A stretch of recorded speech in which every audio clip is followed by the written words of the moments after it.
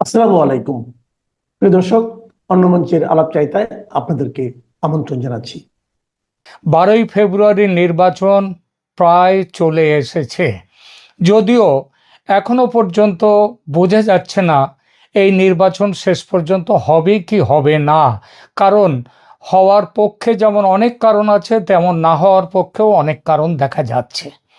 তো যাই হোক, এই পরিপ্রেক্ষিতে যদি নির্বাচন হয়, তাহলে বাংলাদেশে কি করতে পারেন সাধারণ মানুষ, বিশেষ করে যারা আওয়ামী লীগ সমর্থক মানুষ যারা আছেন, এই নির্বাচনে তাদের ভূমিকা কি হতে পারে, এই নিয়ে আমার কাছে অনেক প্রশ্ন এসেছে। অনেকেই জানতে চেয়েছেন যে তারা কি করবেন, কি করতে চান। তাদের সামনে আহ, একটা দিক হচ্ছে জামাতকে যেমন দূরে সরিয়ে রাখতে, যেমন তারা কি বিএনপির পক্ষে যাবেন কি, এই ধরনের অনেক প্রশ্ন এসছে। আবার অনেকে জানতে চেয়েছেন বিএনপি আদৌ কতটা বিশ্বাসযোগ্য ইত্যাদি বিষয় নিয়ে। দেখুন, আমি এই ক্যালকাটা ডায়ালগস চ্যানেল থেকে আমি গত প্রায় 1.5 বছর ধরে, মানে 5 আগস্টের 2024-এর 5 আগস্টের পর থেকেই, সেই সময় থেকেই আমি আমার এই চ্যানেল চালু শুরু করে গেছি। এবং ভারতের মধ্যে, কলকাতায় তো বটেই, ভারতের মধ্যে আমার এই চ্যানেল হচ্ছে সবচেয়ে প্রথম চ্যানেল যে বাংলাদেশের রাজনীতি নিয়ে তারা তাদের বক্তব্য রাখা শুরু করে, প্রতিবেদন দেওয়া শুরু করে। সুতরাং আমার আপনারা জানেন, অবশ্যই জানেন, যে আমার বড় সংখ্যক দর্শক ভিউয়ার হচ্ছেন বাংলাদেশের মানুষ। এবং তার মধ্যেও আবার একটি বিশেষ শ্রেণীর মানুষ আছেন, বিশেষ রাজনীতির মানুষ আছেন, তাদের নামটা আমার পরিষ্কার করে বলার দরকার পড়ে না, কিন্তু আপনারা বুঝতে পারেন আমি কি বলতে চাইছি। তারা হচ্ছে আমার মূল দর্শক বেস, যে ভিউয়ার বেস, তারাই। তো তাদের এই প্রশ্নের মুখে পড়ে আমার অনেকের অনেক রকম প্রশ্ন আমার মনে হয়েছে। তারা এই প্রশ্নগুলো করছেন বলে যেমন আমি জানতে পারলাম, তেমনি অনেকের মনে এই প্রশ্নগুলো আছে, কিন্তু তারা এই প্রশ্নগুলোকে সামনে আনতে পারেন না কিংবা লিখছেন না। কিন্তু তাদেরও সমান আগ্রহ আছে এই প্রশ্নগুলোর নিয়ে আমার বক্তব্য জানবার জন্যে, তাদের কি করণীয়, এই ব্যাপারে আমি কি বলতে চাই, এই বিষয়গুলি নিয়ে তাদের বক্তব্য আছে। আজকের এই প্রতিবেদনে আমি ছোট ছোট কিছু প্রশ্নের মাধ্যমে তাদের এই কথাগুলো আমি আমার তরফ থেকে তার উত্তর দেয়া কিংবা আমার বক্তব্য জানাবার চেষ্টা করব। তো প্রথম এই প্রশ্ন উত্তর পর্ব আজকের এখানটায়।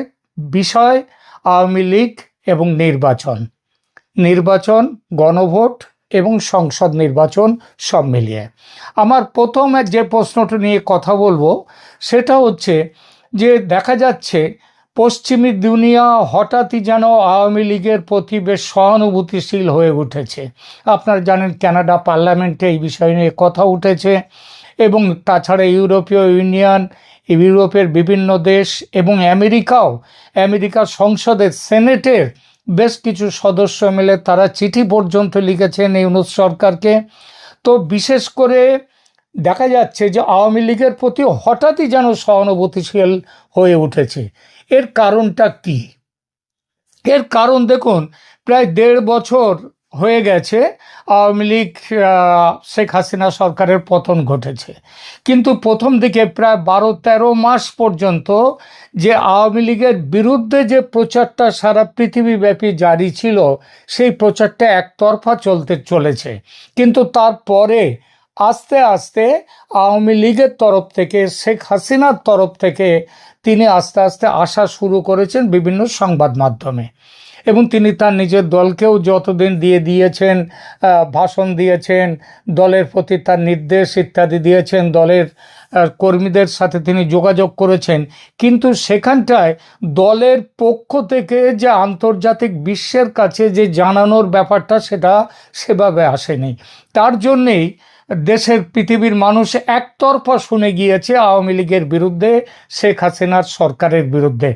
যে মুহূর্তে বিভিন্ন সংবাদ মাধ্যমকে আওয়ামী লীগের প্রধান হিসেবে শেখ হাসিনা তার বক্তব্য রাখতে শুরু করলেন, যেভাবেই দিল্লিতে পরপর 2টো সংবাদ সম্মেলন হয়ে গেল।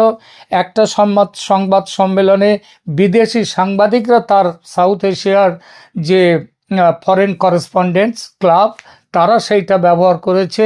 তো এই সবের ফলে সারা পৃথিবীতে আওয়ামী লীগের বক্তব্যটা এতদিনে ভালোভাবে জানা শুরু হয়েছে। তার ফলেই দেখা যাচ্ছে আওয়ামী লীগের প্রতি যে এর আগে তাদের একটা অন্য বিরোধ ছিল, সেটা আস্তে আস্তে সত্যিটা জানার পর সহানুভূতিশীল হয়ে উঠছে সারা পশ্চিমী দুনিয়া। তো বিশেষ করে নির্বাচনে আওয়ামী লীগের অন্তর্ভুক্তির ব্যাপারে তারা দাবি করছে যে আওয়ামী লীগকে নির্বাচনে অংশ নিতে দেওয়া উচিত। এর কারণটা কি, এই প্রসঙ্গে এইবার দু চার কথা। দেখুন, যে আপনারা জানেন যে 12ই ফেব্রুয়ারি নির্বাচন, জুলাই সনদেরও এর দুটো পার্ট। একটা পার্ট জুলাই সনদের ওপর একটি সাংবিধানিক গণভোট অনুষ্ঠিত হবে, হ্যাঁ অথবা না, এবং আর একটা হচ্ছে সংসদের নির্বাচন। তো পশ্চিমা দেশগুলোর হঠাৎ এই সহানুভূতির কারণ কি, যে তারা বলছে আওয়ামী লীগকে নিয়ে নির্বাচন করতে হবে। বিশেষ করে পশ্চিমা দেশগুলো, এমনকি যুক্তরাষ্ট্র, ইউরোপীয় ইউনিয়ন, এরা সরাসরি আওয়ামী লীগের প্রতি এখন সহানুভূতি দেখাচ্ছে। বিষয়টি কিন্তু এমন নয়। তাদের এই অবস্থান, এর মধ্যে কিন্তু মারপ্যাঁচ আছে।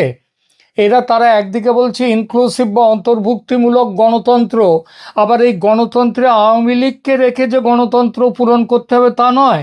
তাদের আবার অনেকের মতামত হচ্ছে যে ইনক্লুসিভ, অর্থাৎ সমস্ত যারা ভোট দেবেন ভোটার, তারা এসে তাদেরকে অন্তর্ভুক্ত করতে হবে। এইরকম কথার মারপ্যাচও কিন্তু রয়েছে। তো এরই মধ্যে উল্লেখযোগ্য যেটা হচ্ছে যে মার্কিন কংগ্রেসের কয়েকজন সদস্য, তারপরে আপনি বলেন ক্যানাডার পার্লামেন্টে প্রশ্ন উঠেছে, ইউরোপীয় ইউনিয়ন, ইংল্যান্ডেও প্রশ্ন উঠেছে, আন্তর্জাতিক মানবাধিকার সংস্থাগুলো মনে করছে যে একটা বড় রাজনৈতিক দলকে পুরোপুরি নিষিদ্ধ করে নির্বাচন করলে তার আন্তর্জাতিক গ্রহণযোগ্যতা ও বৈধতা সংকটে পড়তে পারে। এবং তারা এমনও আশঙ্কা করছেন যে কোনো রাজনৈতিক দলকে প্রশাসনিক আদেশে নিষিদ্ধ করার নজির যদি তৈরি হয়ে যায়, তাহলে ভবিষ্যতে অন্যান্য দলের বিরুদ্ধেও এটা ব্যবহার করা যেতে পারে, যা গণতন্ত্রের দীর্ঘমেয়াদী স্বাস্থ্যের জন্য ক্ষতিকর। তো সেই জন্যেই এই ভারসাম্য রক্ষার জন্যে আওয়ামী লীগকে নির্বাচনে, অন্তত যদি আওয়ামী লীগের একটা রিফাইন্ড বা পরিশোধিত অংশকেও নির্বাচনে নিয়ে আসা যায়, তাহলে এটা ঠিক হবে। এবং এতে আরও একটা ব্যাপার আছে তাদের মধ্যে, সেই বলে না, সে ভূতের ভয়, যে জামাতের মধ্যে যে সাম্প্রদায়িক ভূত রয়েছে, সেই ভূত কার গলা কখন টিপবে, কার ঘাড় কখন ভাঙবে, সে ভয়টাও রয়েছে। সেই জন্যেই তাদের মধ্যে এখন মনে করছে যে এদেরকে একটা চেক অ্যান্ড ব্যালেন্সের মধ্যে রাখতে গেলে আওয়ামী লীগকে নিয়ে আসতে হবে। এই জন্যই আওয়ামী লীগের পক্ষে, এবং সেই পক্ষে কথা বলতে গিয়েও মারপ্যাঁচ দিয়ে কথা হচ্ছে, এইটা বললাম। এরপরে এখন আপনাদের একটা প্রশ্ন আসতে পারে এর মধ্যে, যে মার্কিন দূতাবাস, তারা কিন্তু মার্কিনিরা তারা বলছে যে তারা যে সেখানটায় তারা বলছে যে অন্তর্ভুক্তিমূলক নির্বাচন আনতে হবে, কিন্তু সেখানেও ওই যে বললাম যে অন্তর্ভুক্তিমূলক নির্বাচন আওয়ামী লীগকে সরাসরি আনতে হবে এমন কথা বলছে না। এমন কথা একেবারে সরাসরি নিয়ে আসার কথা একমাত্র স্পষ্টভাবে বলছে ভারত, বলছে জাপান, বলছে আরও কিছু কিছু দেশ রয়েছে। তবে ভারতের অবস্থান পরিষ্কার, আওয়ামী লীগকে নির্বাচনে অংশ নিতে দিতে হবে। কিন্তু দেখুন, সরকার যদি, আমেরিকা যদি এই কথা বলে, তাহলে সরকার কি চুপচাপ ইউনূস আমেরিকার কথায় না মেনে চলার মতো ক্ষমতা কি আছে ইউনূসের? সেই ক্ষমতা তো তার নেই, কারণ ইউনূস তো হচ্ছে আমেরিকার বসানো সরকার। আর আমেরিকা খুব ভালো জানে, আমেরিকার মাটিতে দাঁড়িয়ে ইউনূস বলে এসছেন যে এটা কোনো গণ অভ্যুত্থান নয়, হঠাৎ গজিয়ে ওটা গণ অভ্যুত্থান নয়, এটা একটা মেটিকুলাস ডিজাইন। যেটা তিনি বলেননি সেই মিটিংয়ে সেখানে, সেটা হচ্ছে এই মেটিকুলাস ডিজাইন। এই ডিজাইনটা তৈরি হয়েছে ডিপ স্টেট আমেরিকার তখন বাইডেন প্রশাসন, তারা তো এর সাথে একেবারে ঘনিষ্ঠভাবে জড়িত। তো আমেরিকা যদি চায় যে ভোট না করে যে আওয়ামী লীগকে নিয়েই ভোট করতে হবে, আমেরিকা যদি সত্যি মন থেকে এটা চায় এবং সেটা যদি ইউনুসকে বলে, ইউনুসের না মানার কোনো ক্ষমতা আছে? নেই। সুতরাং এই যে কথার 2 নম্বরই এটা আমেরিকাও করছে। ওই যে বলে না, সাপের গালেও চুমু খাওয়া, ব্যাঙের গালেও চুমু খাওয়া একসাথে, সেই জিনিসটা করছে তারা। এবার একটু গণভোট প্রসঙ্গে কথা হোক। গণভোট নিয়ে, গণভোট ব্যাপারটা কি সেটা নিয়েও 2-4 কথা বলবো। কারণ গণভোটে আপনারা মোটামুটি শুনেছেন 80টার ওপর সংবিধানের 80টার ওপর সংশোধন নিয়ে আসা হবে। এই গণভোটের হ্যাঁ বললেই ওই 80টা সংশোধনের দরজা খুলে গেল, পাসপোর্ট মিলে গেল। ঠিক আছে, এইবার তাহলে আমরা দেখি। এবং তার জন্য সরকার, কারণ এই সরকার হচ্ছে যারা 24-এর ওই গণ অভ্যুত্থান থেকে উঠে আসা, তারাই তো এই সরকারটা করেছে। সুতরাং হ্যাঁ ভোটের পক্ষে সরকারের স্তর থেকে জোরদার প্রচার চালানো হচ্ছিল এবং এই প্রচার চালানোর জন্যে 140 কোটি টাকা বরাদ্দ হয়েছে। আবার দেখা যাচ্ছে প্রায় 22শে জানুয়ারি এবং তার আগের থেকেই শুরু হয়ে গেছে হ্যাঁ ভোটের পক্ষে সরকারের প্রচার। কিন্তু হঠাৎ 22-এর পর থেকে এই 30শে জানুয়ারি এসে নির্বাচন কমিশন, মানে প্রায় 9-10 দিন ধরে নির্বাচন কমিশন কোনো কথা বলেনি। হঠাৎ এসে নির্বাচন কমিশন বলেছে যে সরকারে যারা রয়েছে, সরকারি কর্মী যারা, তো সরকারে যারা রয়েছে তারাও তো সরকারি কর্মী, তো এই সরকারি কর্মীরা এরা হ্যাঁ ভোটে নির্বাচনের পক্ষে, গণভোটের পক্ষে প্রচার চালাতে পারবেন না, এইটা নিষিদ্ধ করেছে। এবং তারা প্রচার চালানোর জন্য 140 কোটি টাকা বরাদ্দ করেছে এই সরকার, সেই কথা সেটাও তারা বলে দিয়েছে এটা চলবে না। মজার কথা হলো এই নিষেধাজ্ঞা ঘোষিত হলো মার্কিন রাষ্ট্রদূত ব্রেন ক্রিস্টেনসন, তিনি মুখ্য নির্বাচনের সঙ্গে 29শে জানুয়ারি দেখা করলেন। দেখা করার পর সাংবাদিকদের ডেকে তিনি বিষয়টি নিয়ে যুক্তরাষ্ট্রের অবস্থান বললেন যে যুক্তরাষ্ট্র এটা চায় না, যুক্তরাষ্ট্র নিরপেক্ষ থাকতে চায়। আমাদের তাহলে অনেকে প্রশ্ন করেছেন আমাকে যে এই ব্যাপারে তো হাইকোর্টেও মামলা দায়ের হয়েছে। কে করেছে দায়ের? মামলা দায়ের করেছে কিন্তু সরকার, তারা নির্বাচন কমিশনের বিরুদ্ধে মামলা দায়ের করেছে। তো এই বিষয় নিয়ে কি অ্যাকচুয়ালি বক্তব্যটা কি আমরা জানতে চাই, তো সেই প্রসঙ্গে 2-4 কথা বলি। দেখুন, বাংলাদেশে বর্তমানে রাজনৈতিক পরিস্থিতি বেশ নাটকীয় মোড় নিয়েছে। জুলাই সনদ কেন্দ্রিক গণভোটের আগে এই পরিস্থিতি নিয়ে সরকার ও নির্বাচন কমিশনের মধ্যে হঠাৎই একটুখানি টানাপোড়েন দেখা যাচ্ছে। এই টানাপোড়েনটা অনেকটাই সেই ঠাকুর ঘরে কে রে আমি তো কলা খাইনি সেই গোছের, যেন ভাব রেগেছিল এতদিন নির্বাচন কমিশন, তারা কিচ্ছু জানে না, হঠাৎ তাদের জ্ঞান ফিরেছে, তাদের চোখ খুলেছে। তাহলে কেন? তাহলে এইবার এইটা নিয়ে একটু করা যাক। অন্তর্বর্তীকালীন সরকার জুলাই সনদ বা সংবিধান সংশোধন, সাদা বাংলায়, সেই প্রস্তাবগুলোর পক্ষে জনমত গড়তে 6টি মন্ত্রণালয়ের মাধ্যমে প্রায় 140 কোটি টাকা বরাদ্দ করেছিল।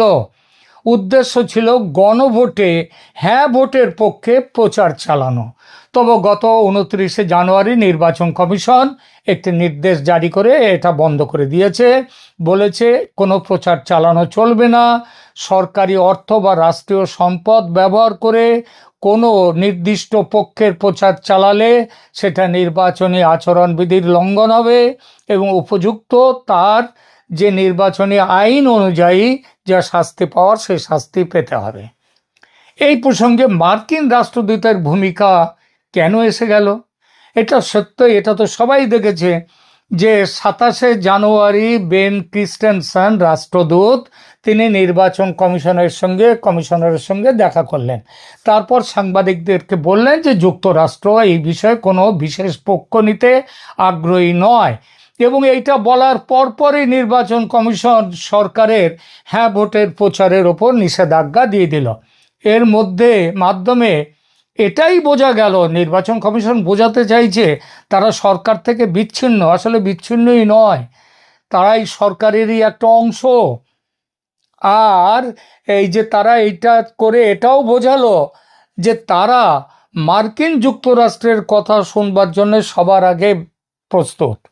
আর হাইকোর্টের মামলাটা, এটা ঠিকই যে হাইকোর্টে একটা রিট দায়ের করা হয়েছে সরকার পক্ষ থেকে।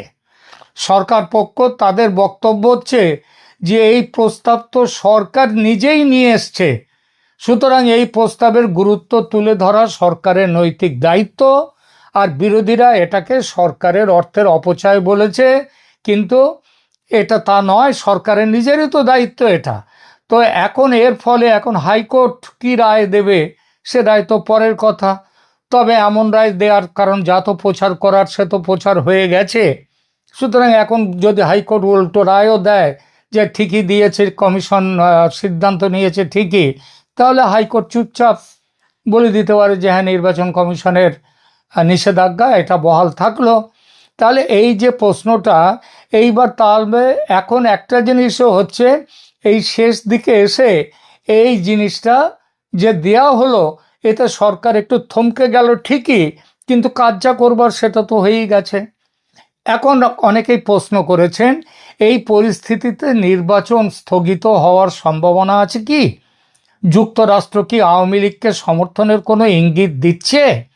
দেখুন, এই প্রশ্ন খুব জটিল প্রশ্ন।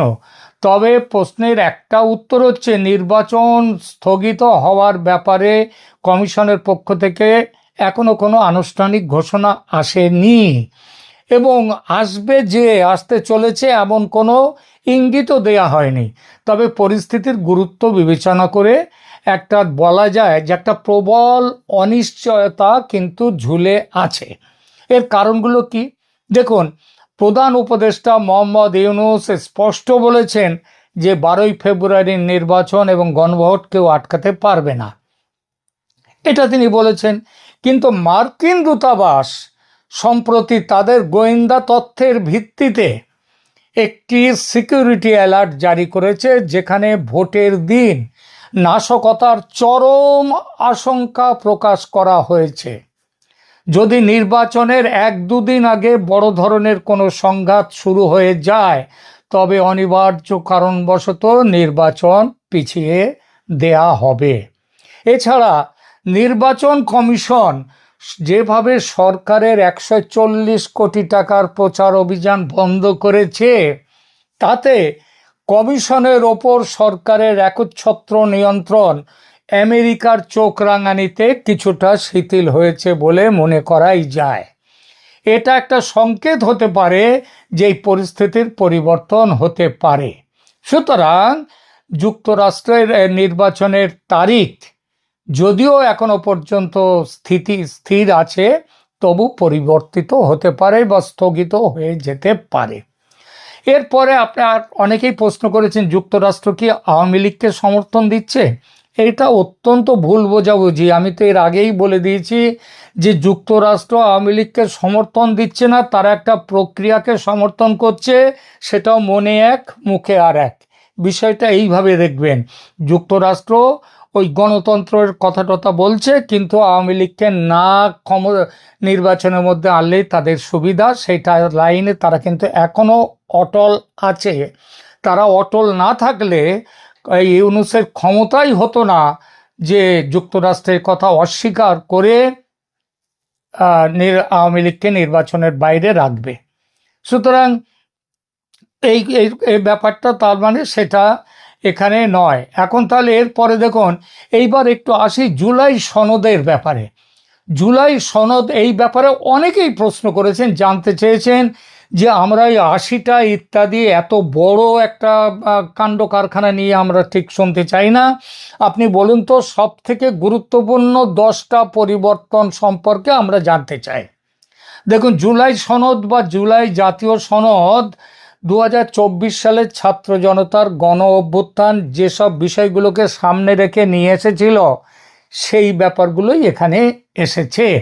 এই সনদটি গত 17ই অক্টোবর 2025 তারিখে স্বাক্ষরিত হয়েছে। এবার গণভোটে এই সনদটা পাস হয়ে গেলে সংবিধানের আমূল পরিবর্তনগুলো আসবে, এবং আপনারা জানেন 80টার মতো সংবিধান সংশোধন হবে এর মধ্যে। এই 10টা, তার মধ্যে থেকে 80টায় যাচ্ছি না, প্রধান 10টা পরিবর্তনের নিচে বলছি। প্রধানমন্ত্রী ও রাষ্ট্রপতির মেয়াদ নির্ধারণ, এটা 1 নম্বর। একজন ব্যক্তি 2 মেয়াদের বেশি প্রধানমন্ত্রী বা রাষ্ট্রপতি থাকতে পারবেন না। আমেরিকায় এই নিয়মটা আছে, আপনারা জানেন, সেখানে রাষ্ট্রপতি 2 মেয়াদের বেশি থাকতে পারে না। ঠিক আছে, এটা একটা। এটার উদ্দেশ্যটা কি, নাকি দীর্ঘমেয়াদী কেন্দ্রীকরণ ও এক নায়কত্ব ঠেকাতে এটা নাকি বড় ভূমিকা রাখবে। আচ্ছা, এরপরে 2 কক্ষ বিশিষ্ট সংসদ, এটা পৃথিবীর বহু দেশে আছে, ভারতেও আছে, আমেরিকাতেও আছে। একটা রাজ্যসভা আর একটা লোকসভা। তো এক সভায় লোকসভাটাকে বলা হয় নিম্ন কক্ষ, আর একটা সভা হবে উচ্চ কক্ষ। এই উচ্চ কক্ষ যেটা, সেটা নিম্নকক্ষ তো তৈরি হবে মানুষের ভোটে, সংসদদের, এবং এদের প্রস্তাব আছে যে নিম্নপক্ষের যে ভোট হবে, নির্বাচন হবে, সেই নির্বাচনে কে কত শতাংশ ভোট পেয়েছে তার উপর থেকে নির্ভর করে তৈরি করা হবে উচ্চ সংসদ, উচ্চ কক্ষ। এইটা অর্থাৎ এখানটায় চলে আসছে 3 নম্বর যে কারণটা, যে বিশেষ ব্যবস্থা, সেটা হচ্ছে যে এই প্রপোর্শনাল যে রিপ্রেজেন্টেশন বা আনুপাতিক প্রতিনিধিত্ব, যে যত ভোট পাবে নির্বাচনে সে সেই অনুযায়ী আসন পাবে সে সংসদে। অর্থাৎ কেউ যদি 5% ভোট পেয়ে জামানত জব্দ হয়ে গেল, তাহলে সংসদের 5% আসনে, উচ্চকক্ষের 5% আসনে তার প্রতিনিধি থাকবে। এরপর হচ্ছে চতুর্থ আরেকটা কারণ হচ্ছে বড় যে বক্তব্য, যে এখানে তত্ত্বাবধায়ক সরকারের অধীনে নির্বাচন করতে হবে, সেইটা এখানে পাকাপাকিভাবে এর মধ্যে রয়েছে।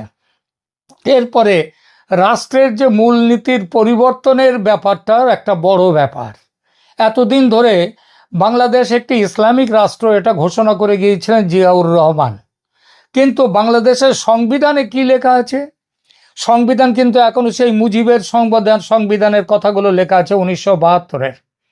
সেখানে লেখা রয়েছে জাতীয়তাবাদ, সমাজতন্ত্র ও ধর্মনিরপেক্ষতা আছে। এর পরিবর্তে এবার কি আসবে? ধর্মনিরপেক্ষতা চলে যাবে, জাতীয়তাবাদ থাকবে না, জাতীয়তাবাদ থাকবে না। আর সমাজতন্ত্রের বদলে আসছে সামাজিক ন্যায় বিচার। তাহলে কি আসছে? আসছে এই জাতীয়তাবাদ, সমাজতন্ত্র ও ধর্মনিরপেক্ষতার পরিবর্তে সাম্য, মানবিক মর্যাদা ও সামাজিক ন্যায় বিচার, এই 3টি মূল আদর্শ হবে রাষ্ট্রের ভিত্তি। এরপরে আসছে নাগরিক পরিচয়। বাংলাদেশের নাগরিকদের এখন কি আপনারা বলেন? নিজেদেরকে বলেন বাঙালি, বাঙালি বলেন। এর পরিবর্তে এখানে নিয়ে আসা হয়েছে আপনারা আর বাঙালি থাকবেন না। এখন এই পশ্চিমবঙ্গের যারা বাসিন্দা তারাই নিজেদের কেবল বাঙালি বলবে। আপনারা বাংলাদেশে যারা থাকেন তারা নিজেদেরকে বাঙালি বলতে পারবেন না। বাঙালির পরিবর্তে বাংলাদেশের নাগরিকদের পরিচয় এবার হবে বাংলাদেশি। এটা একটা বড়, এই মানে হ্যাঁ ভোট দিলে এটা হবে, আপনার বাঙালিত্ব চলে যাবে, আপনি বাংলাদেশি হবেন। এতে সুবিধাটা কি? এতে সুবিধে যে বাঙালি জাতীয়তাবাদ, বাঙালি ঐতিহ্য, এই 25শে বৈশাখ, পয়লা বৈশাখ, বর্ষবরণ, এই সবগুলো আর থাকবে না, আপনি হবেন বাংলাদেশি। এরপরে আছে অনুচ্ছেদ 70-এর সংস্কার। সংসদ সদস্যরা নিজে দলের বিরুদ্ধে ভোট দেওয়ার উপরে যে কড়াকড়ি এখন আছে, মানে ফ্লোর ক্রসিং কেউ করতে পারবে না, সেটা থাকবে না।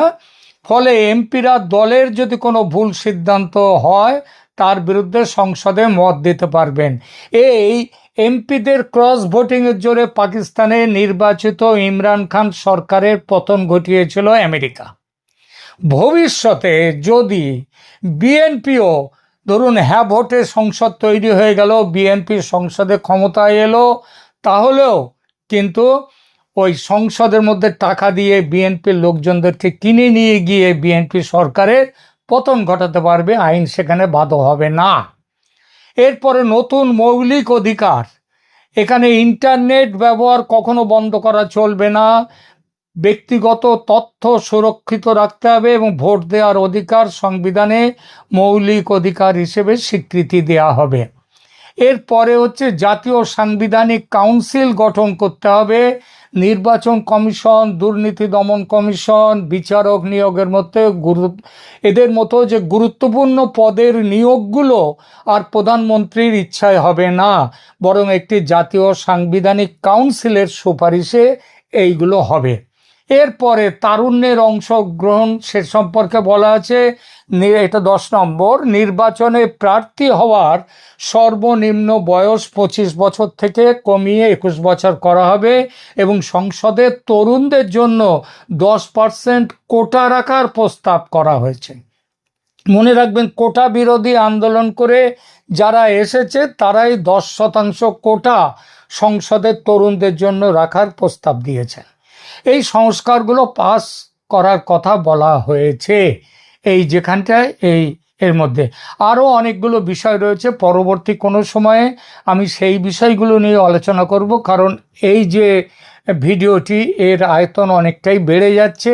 এর মধ্যে আপনাদের যদি আরও কিছু প্রশ্ন থাকে নির্বাচনের ব্যাপারে, এই যে জাতীয় যে গণভোট নেওয়া হচ্ছে, গণভোটের ব্যাপারে কারো কিছু প্রশ্ন থাকলে আপনারা কমেন্ট সেকশনে জানাবেন। আমি পরবর্তী খণ্ড যখন করব এপিসোড, সেই এপিসোডের মধ্যে এই বিষয়গুলোকে আমি রেখে দেবো।